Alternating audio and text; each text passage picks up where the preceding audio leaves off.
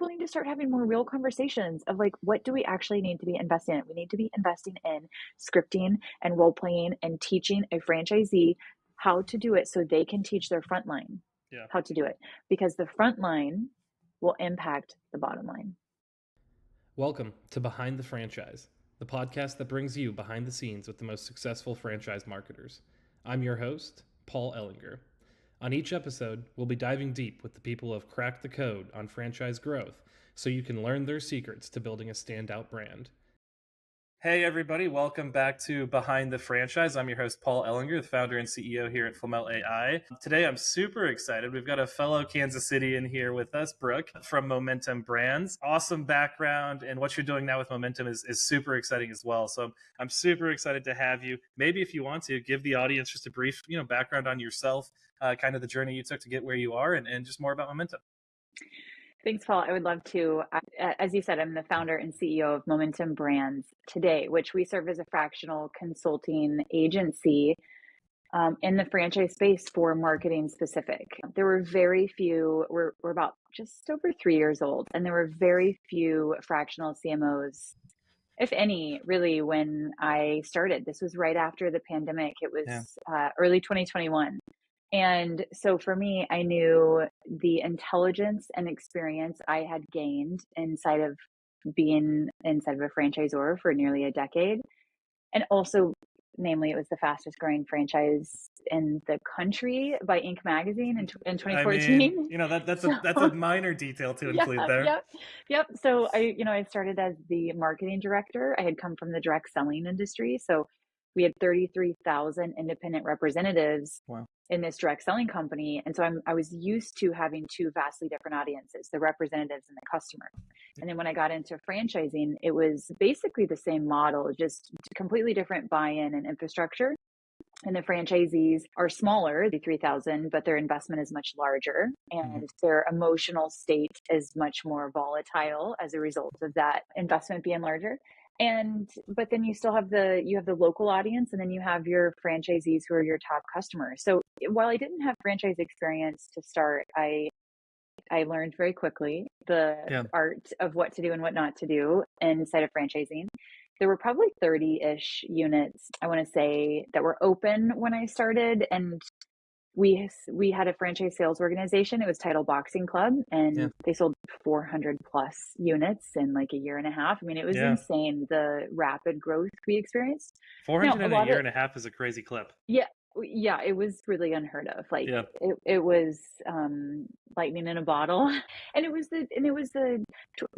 2008 was when it was founded, and group fitness was really coming in the suburbs with this concept for the first time, because there was the Soul Cycles in like the New Yorks, but there wasn't really like this boxing pool unique concepts in the suburbs. And it was founded in Kansas City. And, the next locations were like Texas and Omaha and all these local Midwest markets. And it grew so rapidly. There were no systems in place. There was no marketing manual, no brand guide. There was a team of one, which was myself. All these franchisees who had opinions about their business, understandably, but there was no banks in the river. There was just a flood of information and activity, and there was no streamlining of information.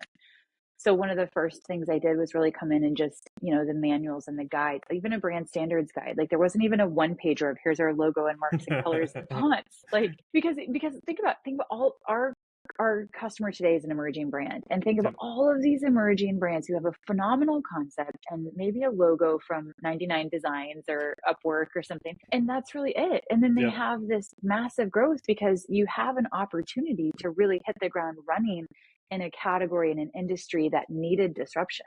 And that's what Tidal did. And then we had to really get caught up very quickly, in fact, overnight, on the systems, tools, processes.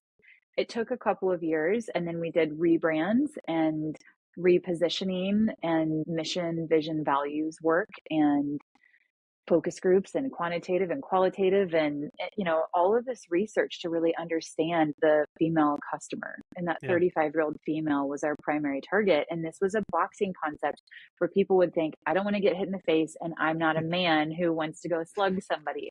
So overcoming objections was something we had to deal with instant. Mm. And before the customer ever even, when they heard our name, we had to also say, it's fitness, not fighting. It's XYZ, Fitness, So not fighting. Yeah, that's a yeah, good 3 words yes. right there. Yep. So we really cracked the code on first time offers, on the membership pre-sale, on helping franchisees with their ramp plan, on brand compliance from the marketing side, on putting new vendors and resources in place, on growing the business while taking care of the franchisees and attracting the local customers and growing the infrastructure of the Yeah. franchisor. There are so many different arms of the business at the same time.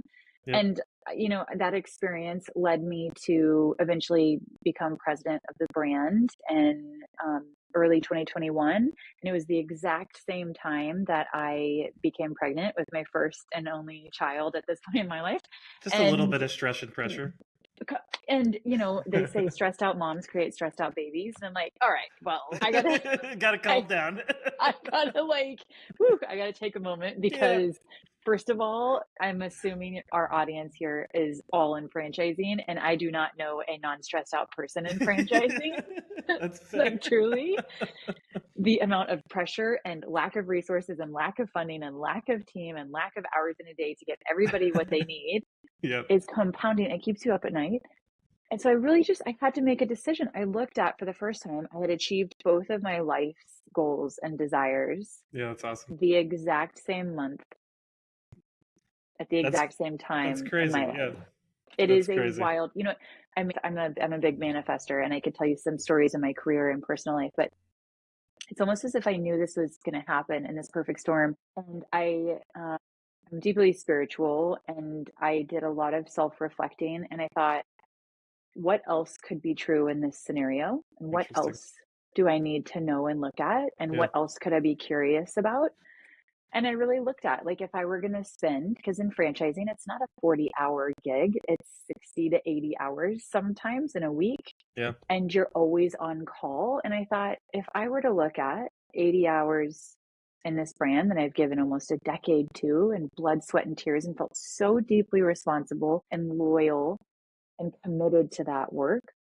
And then I look at my family, of which I now was responsible for growing and nurturing, and felt deeply committed to and loyal and ingrained with charting a new course. Yeah. And doing something different. The emotional weight of that decision was something I did not ever expect to be as difficult as it was. And then it was so clear to me when I knew I needed to seek growing my family and growing that brand of my life. I was able to step away and do it with grace. And I still am friends with franchisees today and That's former team members. And I think I always say to leave a company better than you found it in any place in your career. And so I've always, and I still honor it's truly the best workout I've ever done in my life. And it's a really great brand. But it also, that opportunity provided me the ability to choose a different path. And it had to have been something as great as getting pregnant for me to really ever make a decision like that, to leave. Yeah. And then I got to start my own brand. And look, 3 years later, my life is so fundamentally different in such a profound way. And we've helped 19 brands in 3 years. And that's awesome. The demand for the intelligence of what we were able to do inside of Tidal is so, like, the compounding interest of what I'm able to provide people today in a way that I am still present with my son. I drive him to preschool. I pick him up from preschool. That's awesome. I'm not on my phone when we're making and cooking dinner and eating dinner and enjoying each other. Like, I'm able to live the life that I always had desired, and arguably provide more value and emotional intelligence and human capital into businesses than even before. Yeah. No, I mean, I love that. You covered a lot there in the opening. I think it was welcome to the life of Brooke Budke. It was a fantastic opening. I mean, it's 10 out of 10. I want to start off by saying, laying some credence to your work at Tidal. So I won't name names. One of the Tidal franchisees, they're a multi-brand franchisee. We work with them on their other brand and not Tidal, because she consistently compliments how good the marketing system is at Tidal. And awesome. They've been involved since you were there. And so I would lay credence to your work there. So you absolutely did make a very positive change. And it's not every day we talk to a franchise that's like, oh yeah, we love everything corporate does for us. So Well, that's awesome. I can promise you, They half don't of the love system everything. did not say Yeah. that. Yeah, That's nope. fair. You can't please Yeah, everybody at all times. yep. I love that. And so I think maybe diving deeper into one portion of this, but there's like 2 or 3 points you kind of brought up there. One of them being kind of the way you've chosen to lead your life, both personal and professional. I love that concept. But the first one I'd love to dive into is kind of taking over, becoming a brand president at Tidal, Mhm. coming from a marketing discipline, right? Sure. And I Yeah. think, especially when you address like, hey, how do we reach 35-year-old women in the fitness space with a brand that is a fighting brand, right? Like when you see Tidal Boxing, the first thing I think of is like Tidal Boxing Club, like I'm in gloves boxing Muhammad Ali or something, right? Like, Yeah. how do you think coming from that side, that vertical, influenced how you acted as brand president and maybe contributed to the growth of the company? It's a great question, Paul. And one of the most frequented pieces of advice I give to anybody in marketing, and especially anybody in marketing who's seeking to grow the business, grow the company, grow their own self in the business, is that you must be a product of the product. Yeah. And for me, I knew that I was going to succeed at my job because I was a 35-year-old female who was obsessed with fitness. Yeah. I knew what I needed, what I wanted, what I was willing to spend on it, where I would go, what I was influenced by, which types of people I would bring, at what types of workouts, at what times of day. Yeah. I knew and became so obsessed with this that when I'm in the grocery store checkout, I'm looking at the magazines and seeing what storylines are relevant to women my age so then I can connect with them on social media, to living and breathing it every day. Yeah. Now, there is becoming obsessed with the product. And this is not an or conversation, it's an and. Yep. You also have to become obsessed with the system the franchise needs. Yep. And those are so different. And it is rare to have a highly creative marketer also understand the operational workflow that's needed in marketing. Yeah. And so I think where my ability to rise in the business came from was, number one, I have insane grit and Yeah. passion, and like I don't take no for an answer. I will find another way and knock on a different door. Like you have to be relentless. Yep. But number two, I understand how systems, communication, and resources need to be in place to streamline communication for the masses. Yeah.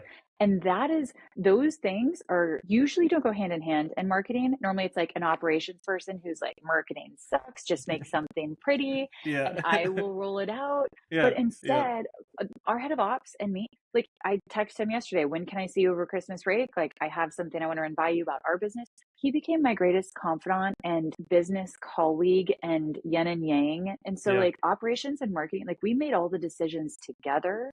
So I understood what it was going to do to the point of sale system and to the scripting and to the staffing and the front line as much as I knew what the customer needed and the hook to get them in the lead flow. Yeah. So I think when you talk about marketers, being presidents and growing in businesses, it's rare to have just a hyper creative person fulfill that role.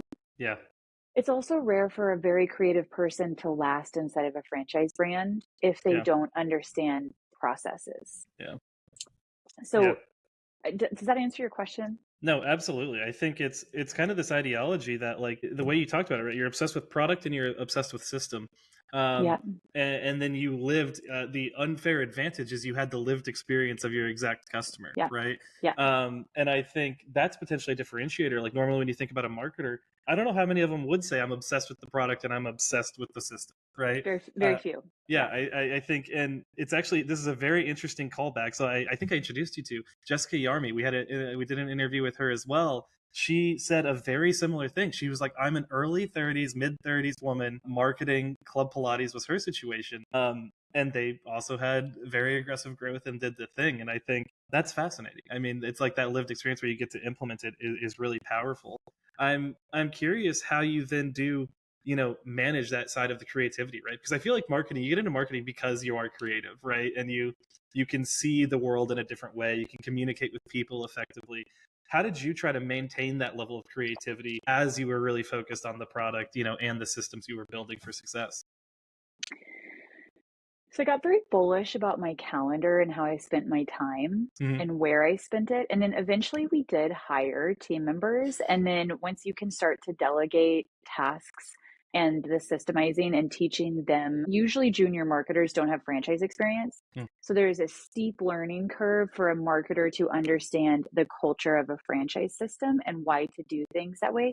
And I could teach people that, Yeah. but you can't always teach the creativity. And so I would always hire creatives and teach them franchising Yeah. versus the other way around, because franchising is an archaic system that is the same and no matter which brand you're in. Sure.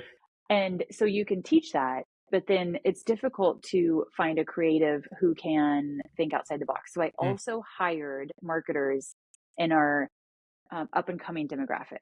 Yeah. So the younger demo who we wanted to attract in the next decade, Yep. and also understanding, we could always speak to the older demographic with ease because they're influenced by the younger, specifically with beauty and health and wellness.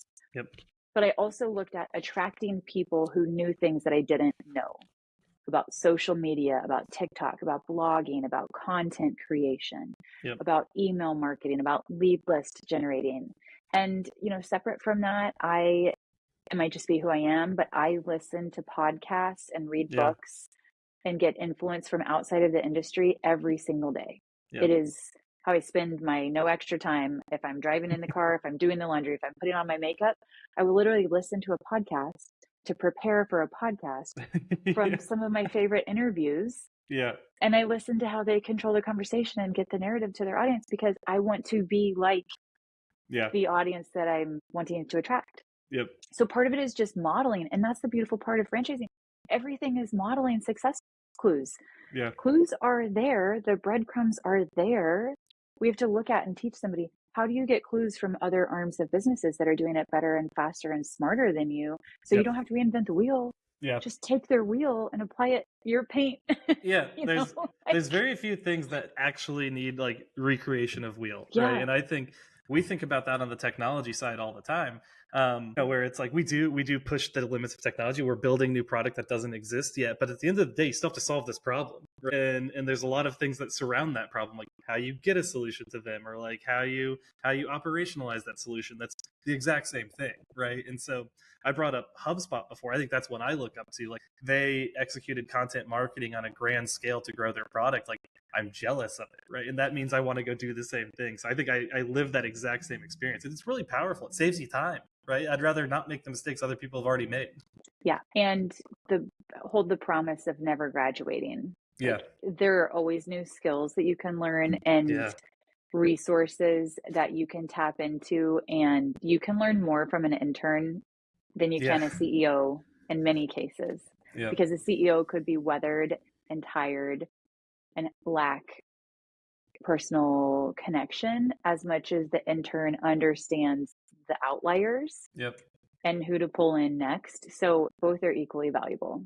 Yeah, no, absolutely. And maybe one more question down this path. You kind of brought up, hey, you were really trying to target a younger generation that could become a customer in 10 years. I think that's a time frame not a ton of brands are focusing on, right? And I'm curious, was that always the method? Like in the very beginning days, were you thinking 10 years down the line, or were you like, crap, we need to get one more franchisee, we need to get 10 more clientele?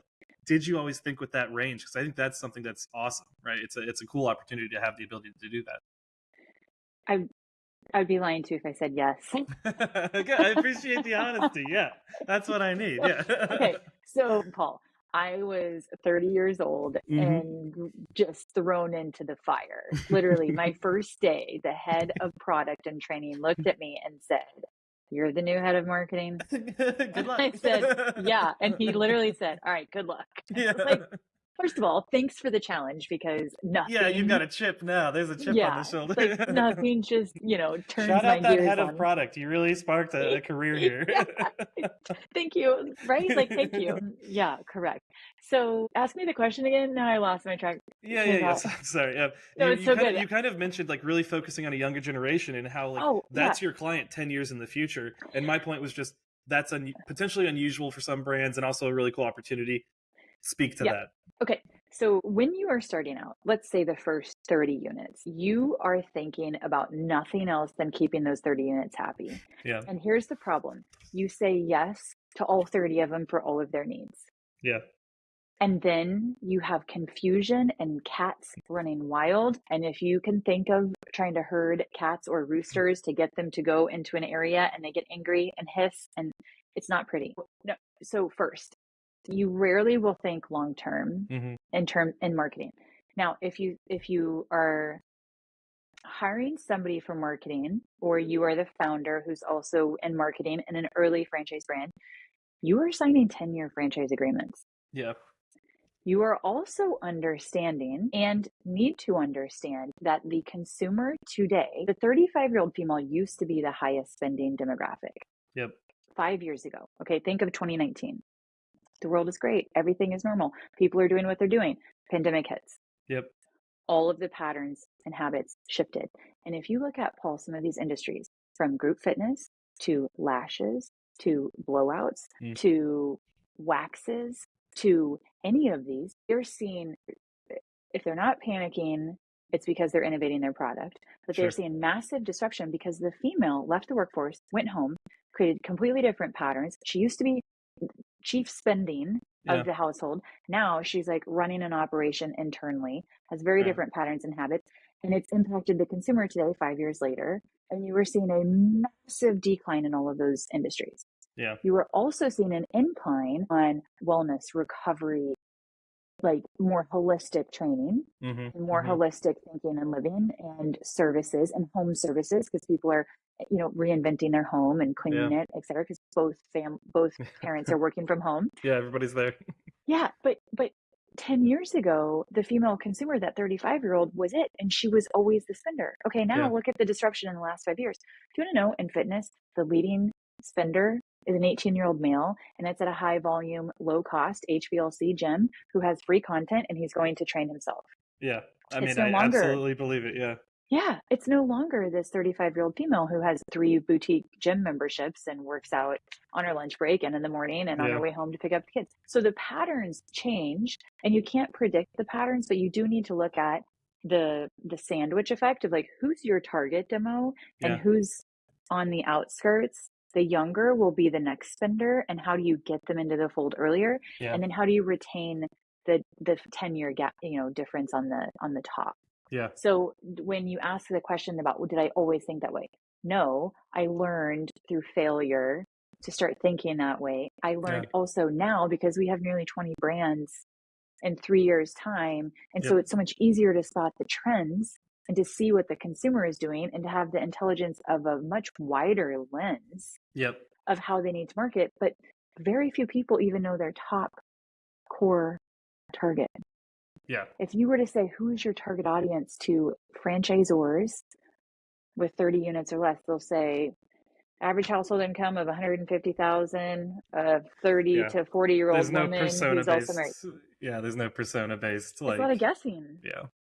And Gen Z they're maxing out their credit card every single month. That's crazy. They're the top spenders in the economy today, and people don't know how to speak to them. Yeah. And they think, oh, lazy millennials. No. Now, if you are not focusing on a Gen Z acquisition strategy of adding value and getting them into your business, they don't want a discount, they want an experience, and they want value from the brand, and they want to know and understand the policies, the founder, what it stands for, the positioning. They care about so many different things. They care about race and politics and the government and the world and the climate, so much different and very loudly. And so you think about, okay, how do you attract your target demo? Well, number one, who is your core primary? And number two, who is your up and coming spender? And then who are the people we want to retain? Yeah. It's a really good habit and practice for a marketer to do. Yeah. I'm curious. So this is something I've done a little research around. I was considering starting a company in this space. The idea of like partnership money management. And so I think people combine their finances far less often and far less quickly than they used to when people were getting married at younger ages. And so I talk to people of my generation. I'm 32, and they'll be dating somebody for 4 years and still not have combined finances. They'll be married and not combine finances. Have you seen that kind of affecting buying decision making and how that's happening? Kind of, I'm in the millennial generation, but I assume that's got to affect household spending habits. The dinks, the dual income, I am no a kid. dink, so I'm very familiar. Yep. Yeah. So the average home, like to first time home buyer now is 38. Yeah. Yeah. Like that's wild. And people are also getting married and having children in their late 20s, early 30s now, which also changes how they spend. Mhm. Now, in most cases, if they're waiting to get married or have children, they might have more disposable income Yeah. when they're in that stage of life, if they're in their careers. But also, like attracting a dink is completely different than a mom with kids and Yeah.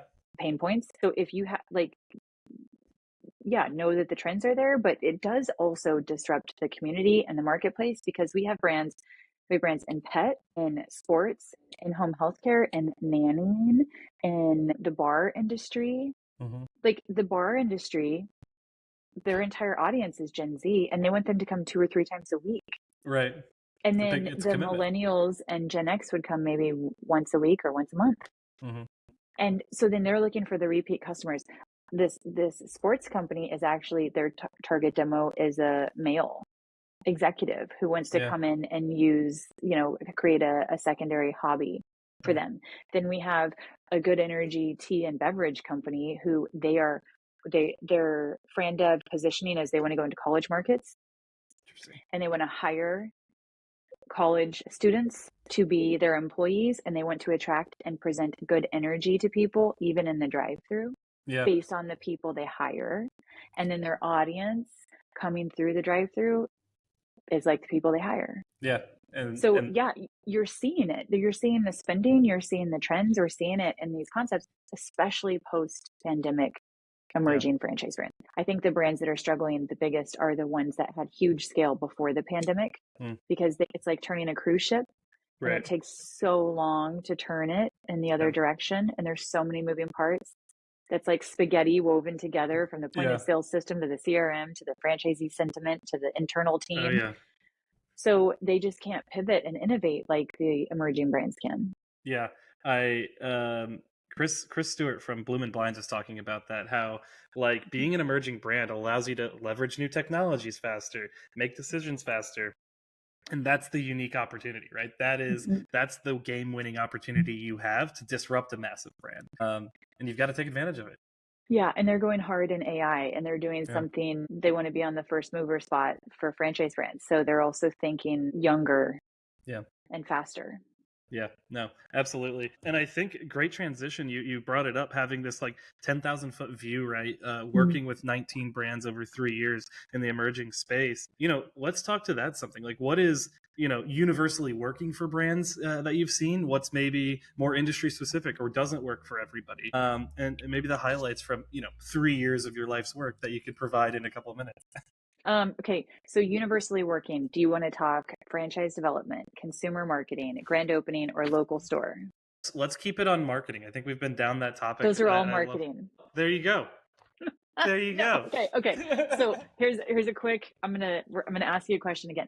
Please. So, and all franchise brands need these same 4 lanes in franchise Yeah. marketing. First, you need consumer marketing. What does the entire consumer population think of you, know of you, your brand position, your essence, your values, your belief systems, whether they're a franchise candidate or a local customer? Yep. That's consumer marketing. Think of it as the franchisor framework.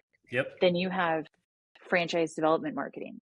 Yep. How do you attract a potential franchisee candidate to come in and want to buy and become part of your brand and live out your legacy? Those completely different set of strategies and tactics on attracting them. Then you have grand opening marketing. And those are how do you get and teach a franchisee how to acquire and build a list before they're open and give them compelling marketing strategies, budgets, step-by-step, paint-by-numbers guides on how to go do it to build the prototype of what you are selling. Yep. And their location. And then you have local store marketing, which is the 365 always on marketing. How do we create the path to profitability for a franchisee, annual marketing calendar, tools and resources for ongoing once they're open? So when you said what are some similarities between the brands and marketing, which those 4 things every single franchise brand has to have. If you don't have those 4 identified, then you're missing a quarter or half of the entire infrastructure you need to run the business. Yeah. So when originally I was saying those, because I was going to ask you the question, which of those 4 do you want to know what Okay. all of them are doing? But then when I started sharing it, I was thinking, actually, that is the answer to the question, because Yeah. that is the through line that all of them have. Yeah, they have to do all 4 of those Mhm. to build that successful Yeah. system. But Yeah. within one of those, is there a category or a topic that you are curious about I most? love the ideology of kind of the consumer marketing bit, right? Where it's Yeah. like build your brand so that people know who you are when they're approaching you. Because I think as emerging brands, and we work with a lot of emerging brands, they don't know who the heck you are. You're gonna have almost everyone's a new user, right? And everybody's figuring this out. And we've kind of spent some time talking through how the consumer is shifting. And so, what are you seeing, tactically that's working for these emerging brands as they approach their consumer marketing? So excellent question. And when we onboard a brand, we always start with an audit, and we get the lay of the land Yeah, for like, what do you do? What do you not do? What do you have? What do you not have? Tell us where the skeletons are buried. What do we need to right. avoid? Right. Yeah, Like no judgment zone. We need to no know judgment. everything. Yeah. Yeah, Like, yeah, it's kind of like the PR team. Like if yep. you have a celebrity, like you got to tell me, like, Yeah, I what are need we to know what you did. avoiding? Yeah. Like, yes. So we start with the audit. That the thing we always start with is consumer marketing. Hmm. Every brand needs brand dev, grand opening, local store, but we never do any of those 3 tracks until we do consumer, because when you ask the questions early on about, my unique path of being head of marketing into president, Yep. it relates to that so deeply, because today a brand narrative, somebody needs to say what you do when you are not in the room. Yeah. That is your brand Yeah. versus what a marketer wants to say to Yep. you and wants to do in the ads. So a brand is the positioning and the story of your raving fans. And we don't want just awareness of a brand. We want to create raving fans. And if you think of a fanatic, like I'm a Chiefs fan, I'm a I'm Royals fan. also a Chiefs fan. Let's Okay. go. I'm also a Royals fan. So Not a lot of those out here where I I live, so I know. love to see them. Yes. So if you think of Patrick Mahomes, like we have become now the Patriots, Brady, people We are. hate us Yeah. just because of this franchise success, and like, oh, the refs. And the man is just a phenom He wins. athlete, He just and wins. he wins, and he practices and trains harder than anything I've ever seen before. Like, Yeah. truly, the commitment level, the coaching, the leadership, the camaraderie, the fans of Kansas City defend all day long. They scream. It is the loudest stadium Yep. in the NFL. They will stand there shirtless, painted with the Chiefs in 0-degree weather. Like when you Yep. think of a fanatic and you think of whether you're a Chiefs fan or not, you think of your favorite sports team. Yeah.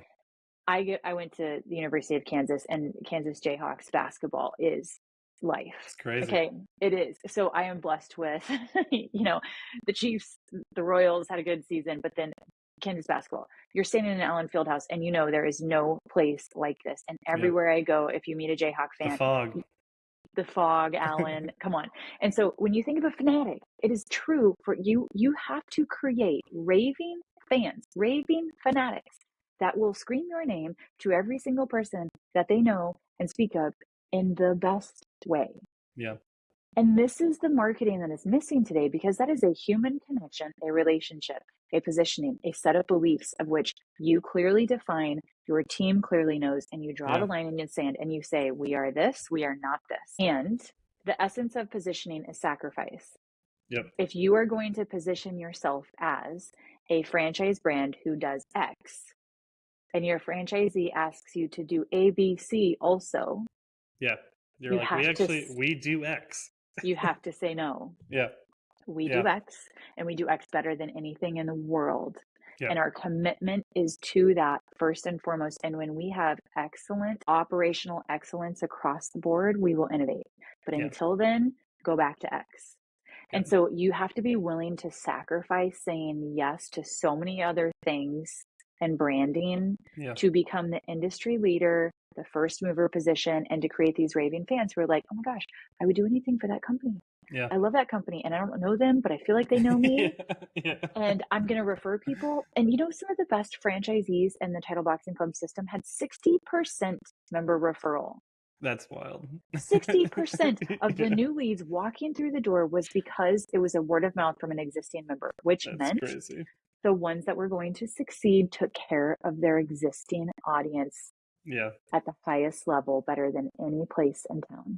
Yeah. So they brought their tax accountant, their friend, their barber, Yeah. their mother, Whomever, yeah, whomever. everybody. 60%, it's everybody. Yeah. It's everybody. And guess what they had to spend on digital ads? None. I None. mean, yeah. Right. So It's today like you people are decide you want to grow a little bit more at that point, as opposed to correct. you need to spend to grow. When you have an offer and you want to throw some extra fuel on the fire, but come on, like brands today will say, oh, but I have an SEO strategy and I have digital leads coming in. Okay, that's like great. You're paying your electricity bill. Like that's a mandatory.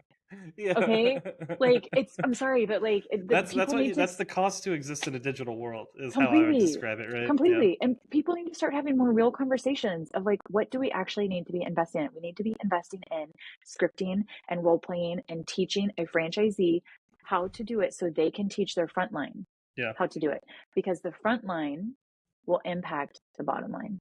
Yeah. Oh, there's a nice If little they, tagline for you thank right you. there. If they are not smiling, if they are not on their phone, if they have a clean facility, if they say thank you, if they say please, this is the bare minimum. And it is not expected today in the consumer landscape. It has gotten so poor. Everyone turns around and says, here, rate my service. Would you like to tip me? Yeah. And It's you're like, like, for no, what? I would not like to tip you for Yeah. pouring my For a single very cup of average, tea. for a very, very average experience. Yeah. Yes. And so if you are looking at consumer, and what has to be true is you have to deliver an experience that is unmatched in your industry. And then Yeah. you have to clearly define it for your staff, for your franchisees, and you have to tell them every single time you're on a call with them, I want to bring it back to the mission of the company. Yeah. I want to tell you that we are acting in your best interest and ours. This is about the mission of the company. Yeah. And people should be able to recite the mission. It should be a one sentence, simple to be statement Yeah. that they can recite over and over and over again, and that the front line also knows what their mission is. Yep. That's why Chick-fil-A is successful. You go through the line and they say, my pleasure.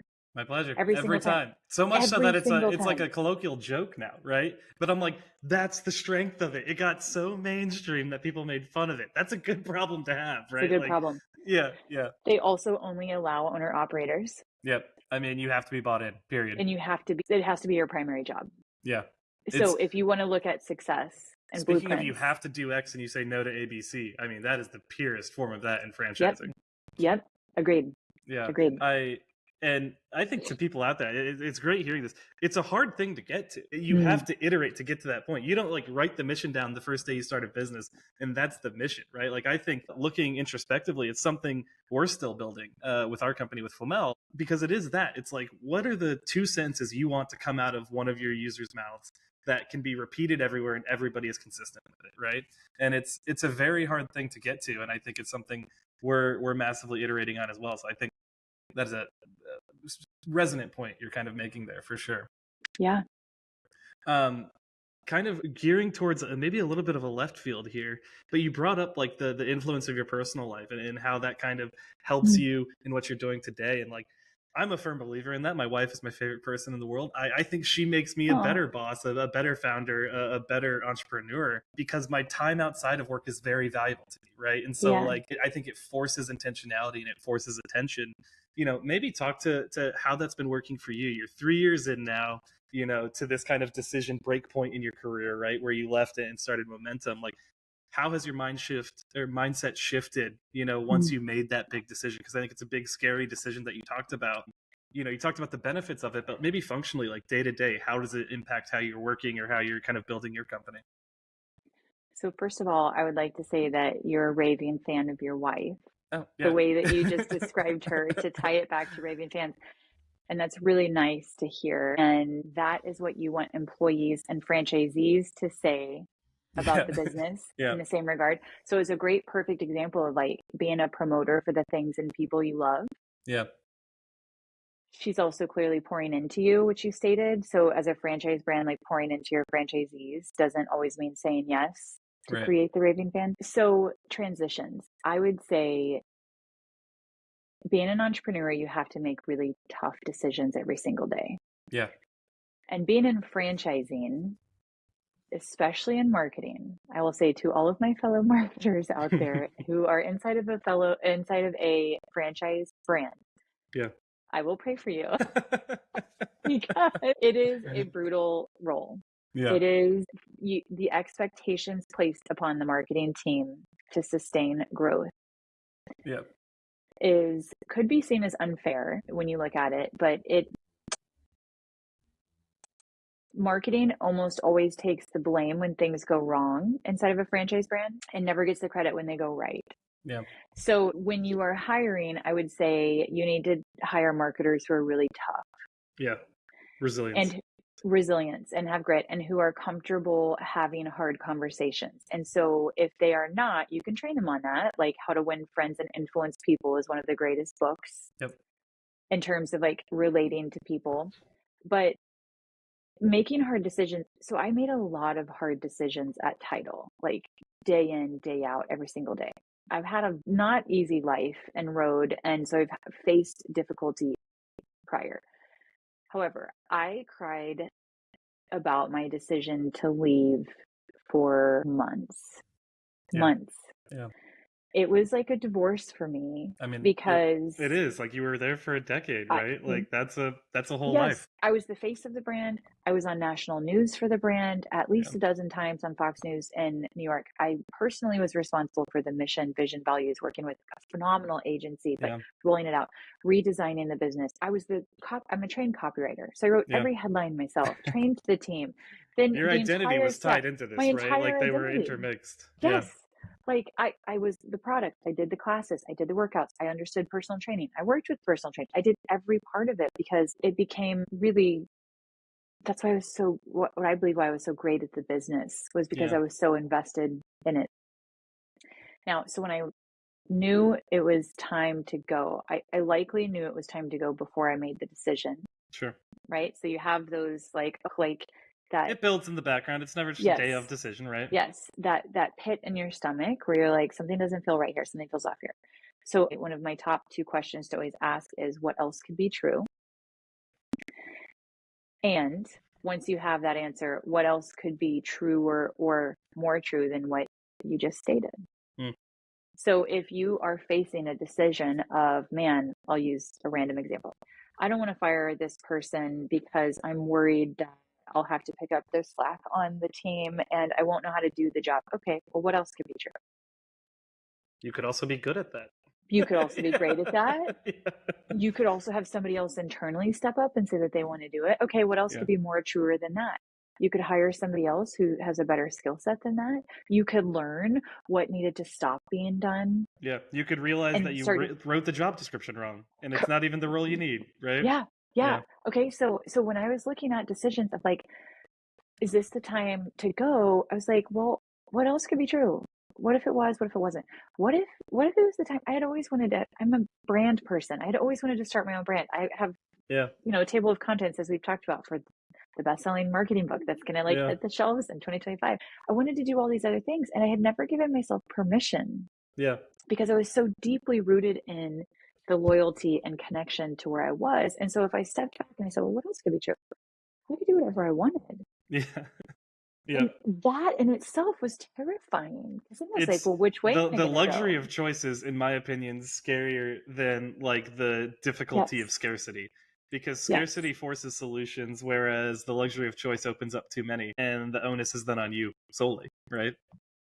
There is a quote that is so true, and it says, your brain is designed to seek and choose a familiar hell than an unfamiliar heaven.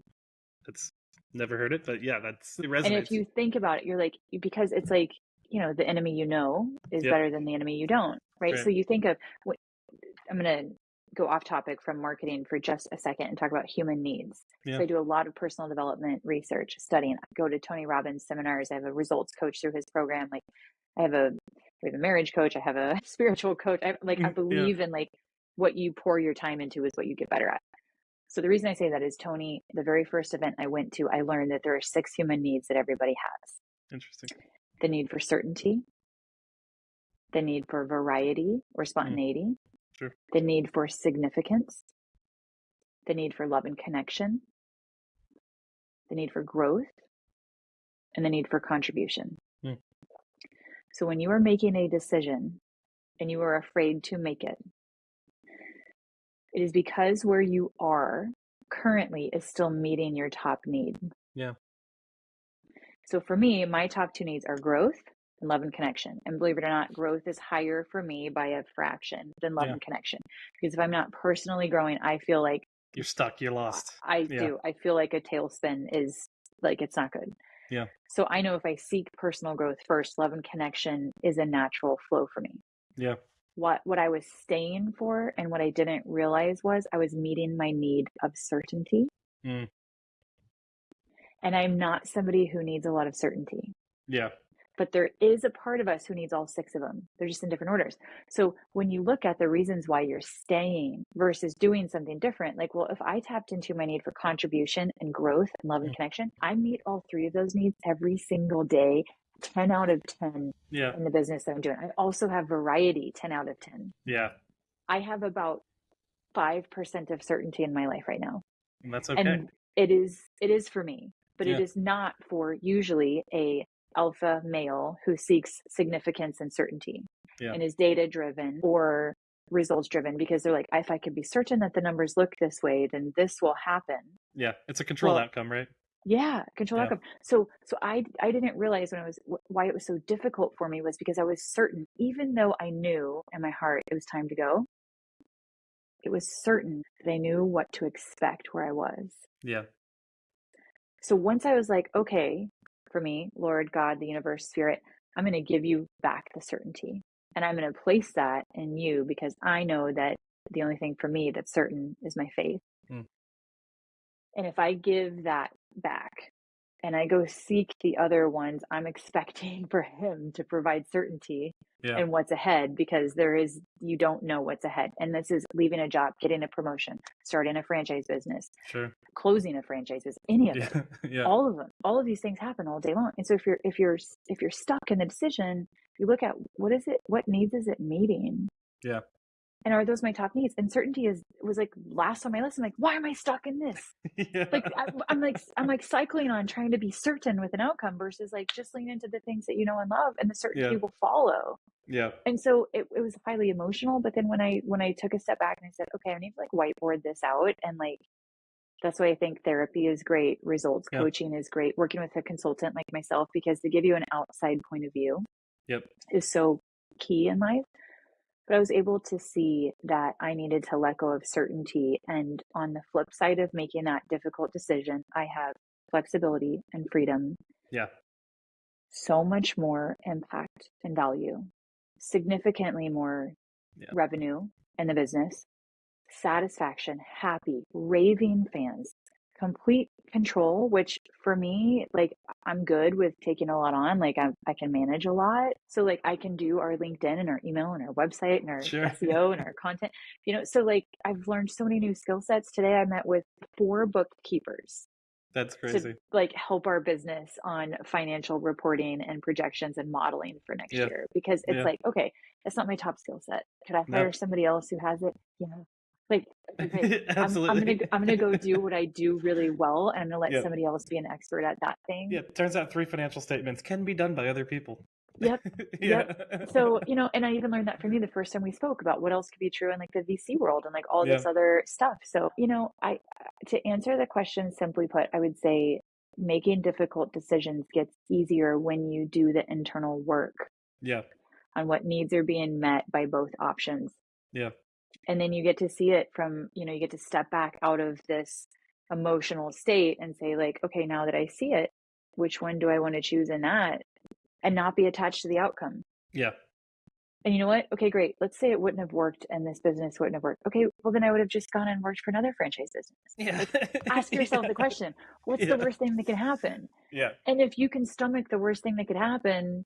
Yeah. You can pretty much do anything you want. Pretty much do anything. Yeah. Yeah. Yeah. That is the fundamental belief system I hold, is that like I've lived in more difficult scenarios than anything that could happen to me in the future. Like my wife and I have worked incredibly hard to get to the place we are in life now, so that we can take these risks and we can burden these, difficult things. It's the privilege of burden, right? Like it's the privilege to be able to take on a difficult task of creating a business and to jump away from a very secure thing. So, but Paul, that just speaks so much about your point of view in life, because you could look at hardship and challenges and let them defeat you, or you could say, bring it on. Yeah. Let's figure out a way to do it. Yeah, And and once it you've doesn't mean done you're it, not going to get defeated sometimes. You will yeah, get defeated, agreed. but it's okay because you just, in theory, get better, and hopefully don't get defeated every time. Oh no, we lost you for a second. I I can hear you, and it says recording on mine. Does it say recording on your end still?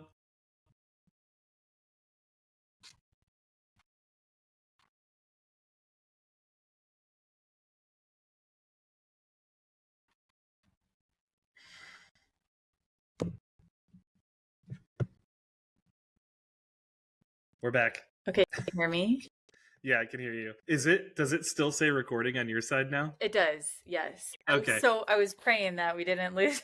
We'll do some editing magic and make it happen on the back end. It'll all be good. Okay, great. Oh goodness, jumping back in. Maybe we just we're also at time. We can I'll just kind of wrap through. I'll be like, oh great point, and then we can just get into some of these like closing quick hitter questions if that's good for you. Yeah. All right, this is the awkward part. I always feel awkward talking to a fake audience. Oh yeah. Anyway, this is awesome. I love to jump to a final little section I like to do here. Just some quick hitters. I think this show's been fantastic. I feel like we went deep on a very few things, but I think it was a much more meaningful conversation that way. So I appreciate that very much so. But jumping to a few quick hitters. Idea 15 seconds. Give us the exact response you're thinking. No right answer. What's the last book you read, or the last book you'd recommend to somebody? Well, I mentioned already on this podcast episode How to Win Friends and Influence People. I would say that is a game changer for anybody, especially a young staff in franchising. Yeah. One of the most recent books that rocked my world was Codependent No More. And it is the most fascinating read for an achiever, because I am somebody who thought codependency meant needy, clingy, like whiny, and it is absolutely not that. There's a lot of enabling and how to manipulate to get what you want in codependency. And it is a book that I set it down and was like, I feel like my life is different now. There's a pre this book and a post this book. Yep. Yep, for sure. Awesome. Okay, Codependent No More. And this is going to be a really difficult question for you. I'm going to force you to only give one. Which franchise brand are you most excited about right now? Which one of ours? Maybe I don't know. That might cause some discord outside of yours, if that would cause too much discord, or if you're willing to. Which one of yours? I don't want you to disappoint anybody.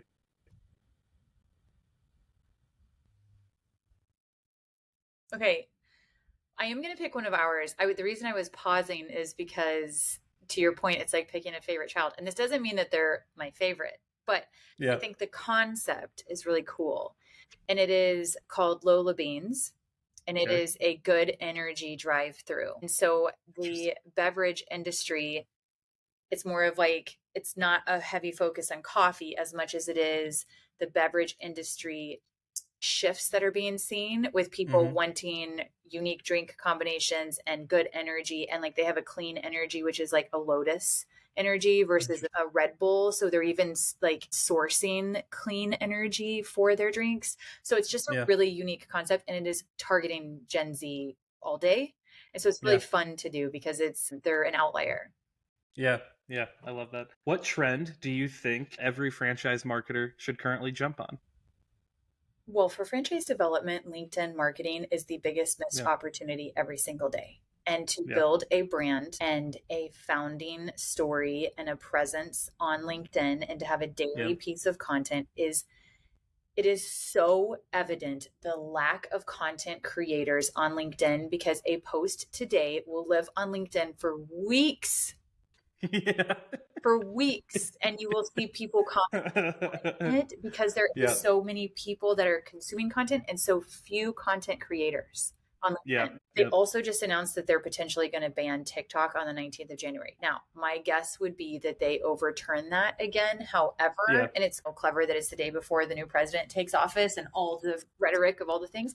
However, today, social media, the content creation lane of Instagram and LinkedIn is so underutilized, and for brands to invest in creating valuable content for people. It is still today, like people used to sit around the table, Paul, and say, do we really need Facebook? What's this Facebook thing? And now Facebook, it's great You need it for ads, you need it for lead management, business accounts. But if you do not have a TikTok strategy, arguably if they stay in business, if you do not have an Instagram and a LinkedIn, it is 2024. Yeah.